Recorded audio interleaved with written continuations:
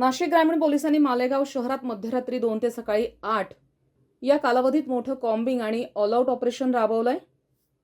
गुन्हेगारीवर जोरदार प्रहार केलाय. जिल्ह्यात कायदा व सुव्यवस्था अबाधित ठेवण्यासाठी आणि सराईत गुन्हेगार, अवैध धंदे तसंच अवैध शस्त्रांवर लगाम घालण्यासाठी ही व्यापक मोहीम राबवण्यात आली. या कारवाईत 8 पोलीस ठाण्यांचे प्रभारी अधिकारी, 22 दुय्यम अधिकारी आणि तब्बल 154 पोलीस कर्मचारी सहभागी झाले होते. कारवाई दरम्यान पोलिसांनी शहरभर धाड सत्र राबवत 25 मोटरसायकल, 1 रिक्षा, 11 तलवारी आणि 1 सुराज जप्त केलाय. अवैध व्यवसाय करणाऱ्यांवर कारवाई केली आहे. गुटखा तस्करांवर धाड टाकली आहे. सराईत गुन्हेगार आणि संशयितांची कसून तपासणी या संपूर्ण मोहिमेत करण्यात आली आहे. या मोहिमेत एकूण 15,92,900 रुपयांचा मुद्देमालही जप्त करण्यात आलाय. या ऑपरेशन दरम्यान पवारवाडी पोलीस ठाण्यात 5, आयशानगरमध्ये 1 आणि आझादनगर पोलीस ठाण्यात 1 असे एकूण 7 गुन्हे दाखल करण्यात आले असून 9 आरोपींना अटक करण्यात आली आहे.